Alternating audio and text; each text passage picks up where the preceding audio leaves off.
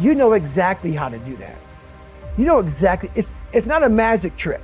It's all back down to a very primitive mindset of we just have to do. It's like breathing. Breathing becomes normal. Like we don't know that we're doing it. That's how you have to live your life. When that alarm clock goes off at 4 or 5 in the morning, your mind says no. You just say, this is what we do. It's what we do now. Because to get to where you want to go, the amount of pain involved, I'm not saying physical, I'm not saying you got to break yourself off. The amount of mental pain of how many times you're gonna have to do something that you don't want to do to get to where you want to go is gonna be, there's gonna be more times you do something that you don't want to do than you are gonna want to do. And that's your new norm. That's your new norm. So then it's like breathing. And then once you do this over and over and over again, it becomes like breathing. I don't want to live this lifestyle, but to get to the other side of this, I have to. So if you really want it, you realize what trying is and what trying is not. If I didn't put myself in a very uncomfortable place, we all look for toughness. We all want it, but we look for it in a comfortable environment. You will not find toughness in a comfortable environment. Those of you who are listening to this, whoever hear this, you will not find it. I was trying to look for it everywhere. The only way you find it is to drown yourself in a position where you're just out of sorts, where you can't swim and you're drowning. You're drowning. You're drowning in life. But you say, you know what, man?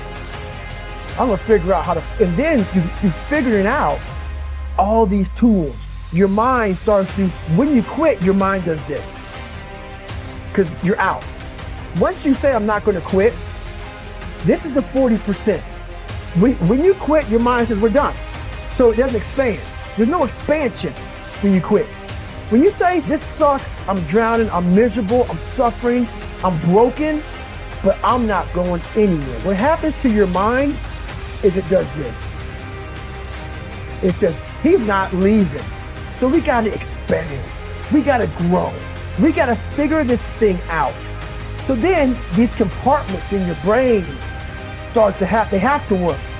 They have to work. And then you start to engage parts of your mind that you never engaged before.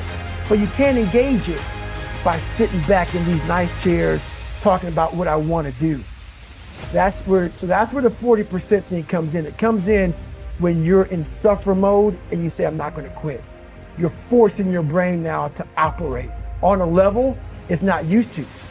But then it becomes used to it. Your brain is the most powerful weapon in the world. Once you put away your phones and your computers and all that shit we have nowadays, that's great. We're up to date, but your brain is the only thing you have when you're going through depression, when you're going through hard times, when you're going through death. You're alone.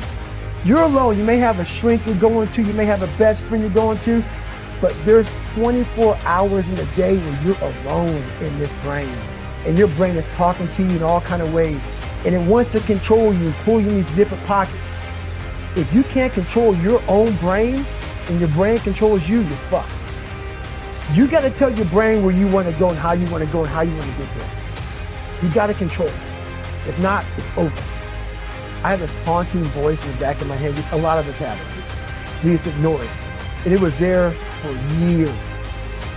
So I knew in the back of my mind that I could pull off this whatever.